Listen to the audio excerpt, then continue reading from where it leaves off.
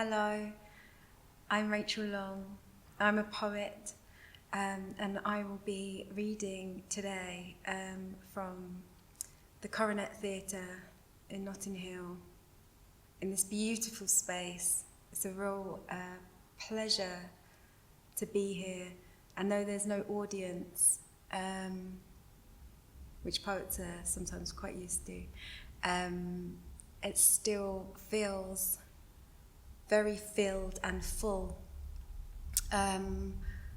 of promise, I think, and a lot of hope in here, I can feel today, and that it will be filled and it will be full soon.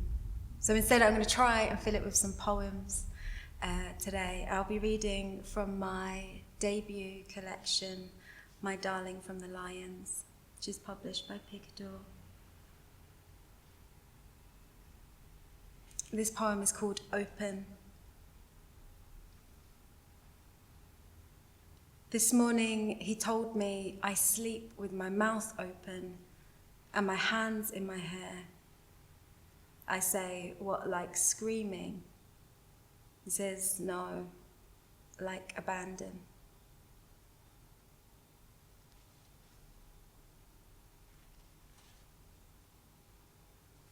Hotel Art Barcelona. We're eating roses on a rooftop, the med beneath us. They serve clouds here too, I say. Light starter, wink. Are they fluffy or black? The waiter doesn't answer. Every table is white except ours. We sit at a naked wood block. Antique. There's enough of an age gap here. Need they have added 200 years? The razor clams arrive in straight lines. What's the matter? We discuss kids. Maybe it's the wine, or because my belly is beginning to push against the bones of my dress. You say, I don't think I'll identify with a brown sun. Excuse me, I stand, spill your sparkling water. You only notice your steak. Contorting myself 3 ways in the toilet mirror, I decide I won't look like this forever. I don't even look like this now. Dessert is air from a porcelain pump. What if he has your eyes? I dare, after another glass. Back in our borrowed bathroom, I throw up, rose foam, a blade of grass. Who says he isn't a daughter? I join you on the balcony.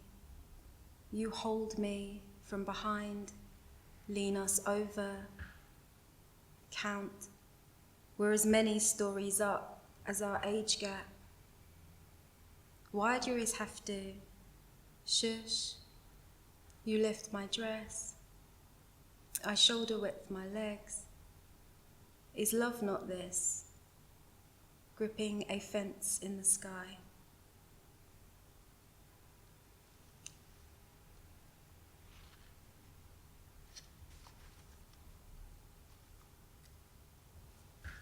Sandwiches. Tiff's got me against the school railings, doing my eyeliner.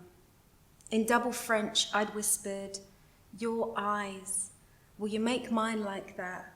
Slice through a room, a lie, a man, break time, her body on mine, stush, then soft, sugar on the tongue of all she hasn't done yet, all she's heard she could do.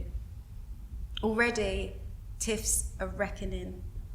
Bomb glitter on lids, oil spill on lips, sandwiches padding her bra. Yeah, the sandwiches. Thick, white, unbuttered. See, Tiff's clocked, the boys have clocked the difference between a tissue and a tit, a sock and a tit, but not quite yet a tit and a slice of bread. Oh girl, you have opened my eyes, how they weep.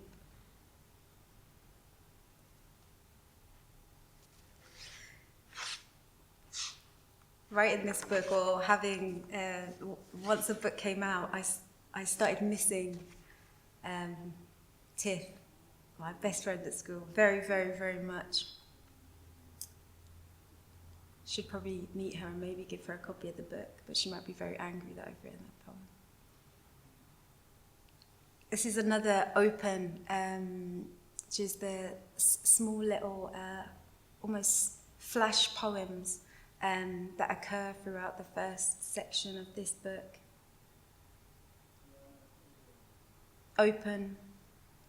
This morning, she told me I sleep with my mouth open and my hands in my hair. I say, what, Tiff, like screaming? She says, no, Rach, like abandon.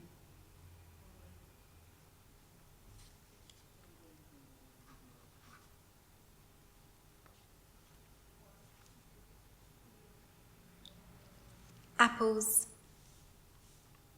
Last night, I missed my train by seconds, so close that one part of me did catch it and waved from the window to the other half, still panting on the platform, tits play-dohing out of a shit bra. I couldn't sleep. For an hour and a quarter, the exact time between the two slices of me reaching home in separate taxis, each driven by a brother who co-owned the firm. Today, I'm assuming the recovery position in my favorite outfit, a jumper with no knickers, the perfect hot-cold combo, like a bowl of baked crumble and ice cream. I am magazine educated, so I've known for a while now that my body is an apple. Supporting theory, I bruise so easy, I worry it's leukemia. No, the doctor says again, it's just your dark skin. She recommends scar serum. When I was bored after service, Mum still counting the collection, then insisting on sweeping from altar to street, I'd sit in front of a pillar, playing with my brain Barbie. She was brown with tattoos, and I made her have sex with a grown man in a toilet cubicle. I don't remember her face or her body, nor what I named her. Something beginning with N. When the mum of my then best friend said her daughter wasn't allowed to play with me because I was another N-word, meaning Mum went round in her dressing gown to slap her silly with her tongue, then return to scatter the kitchen and shred Dad's guardian for not sticking up for us, for never saying anything. After that, I had a sleep dream in which I grew a bright green face, Granny Smith-hued, high polished. And even though I was green, I was the most beautiful woman in the world.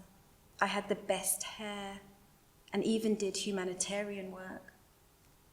I was interviewed about both things each night for TV.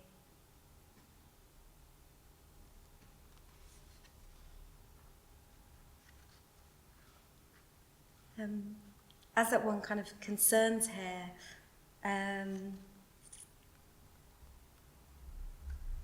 I'll read another one about hair. And my mum's in this as well. My mum appears in this collection a lot. Sometimes when I didn't even want her to, she'd kind of come into a poem the way she used to kind of come into my bedroom, quite unannounced. So she's in this a lot. This is called Jail Letter. All Saturday, I sit viced between Mum's legs. When it's dark and all my friends are inside, she says, finished, like, ta-da, as if anything about this has been quick or thrilling. The corners of my eyes have been stitched into my hairline. All the sheep's wool they love to touch and say ew to at school has been harvested into rows at the top of my head. Black crown or web. Mum, my scalp burns, ungrateful. Look at you, beautiful as Winnie Mandela. I don't know who this is, but it doesn't sound like someone Ben Clark will fancy.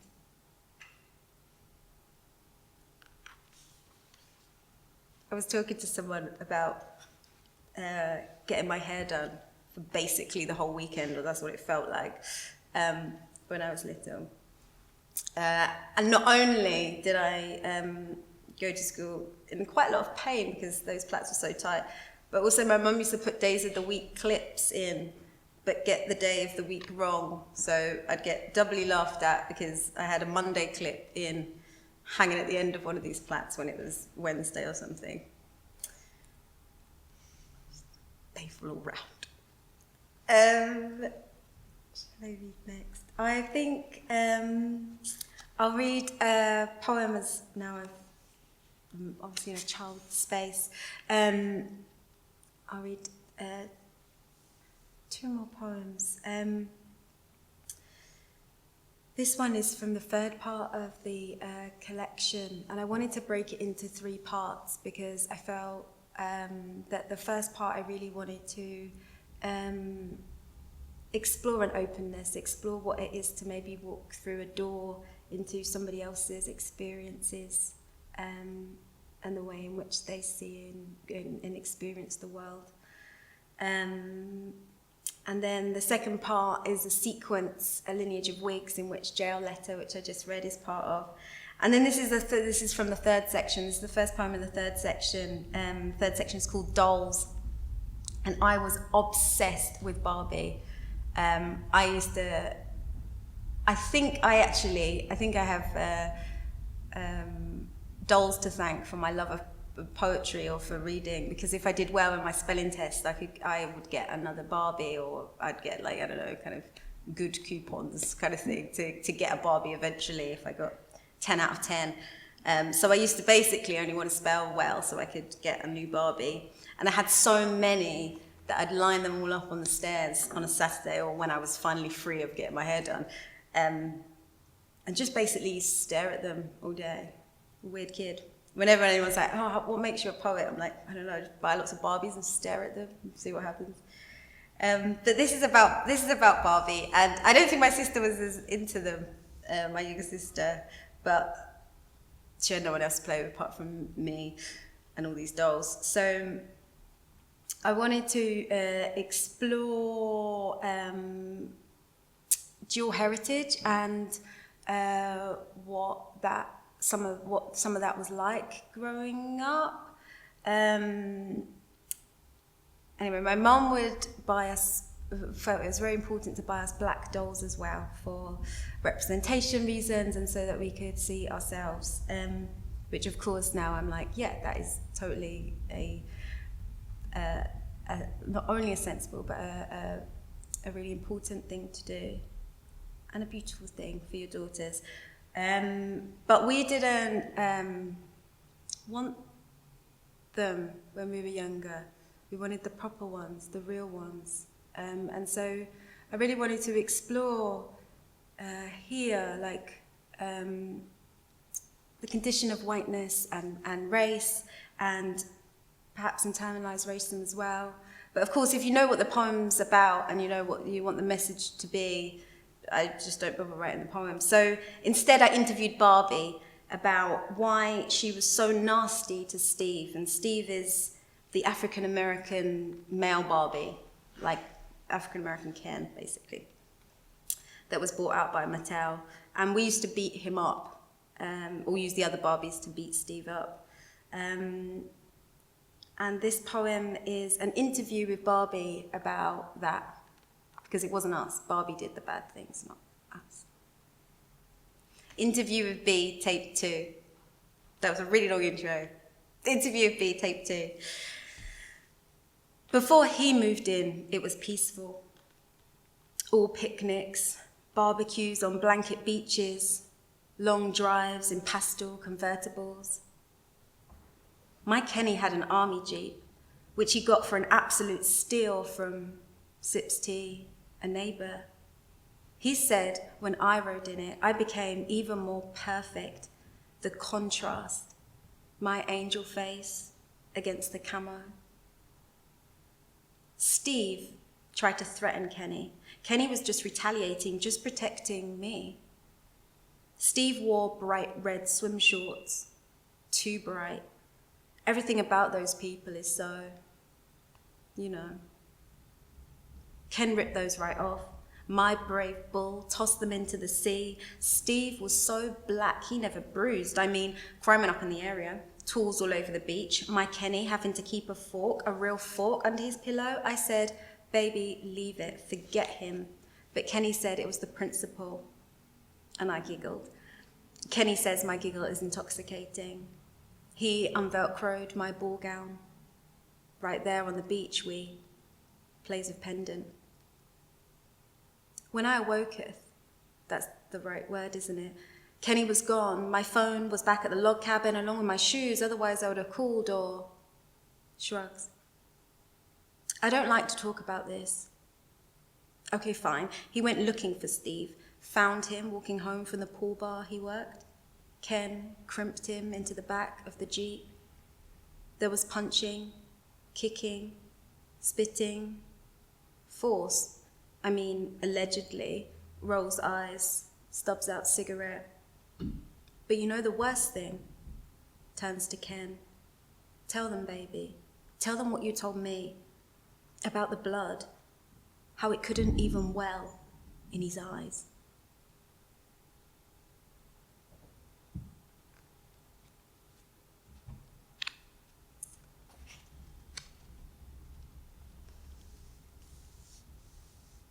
And the last poem I'll read then, in this gorgeous space, is Thanksgiving.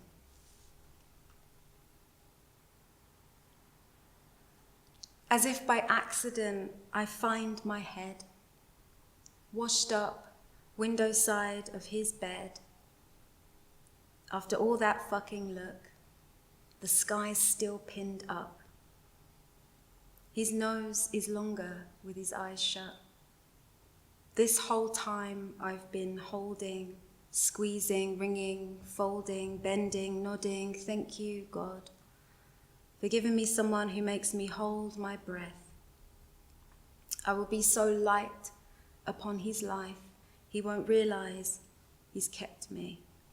I'll leave not a mark on his pillow, papers, knife, DVDs, or wine glass. What blessing. Only when he is sleeping can I breathe out. So deep, my ribs come up like a ship.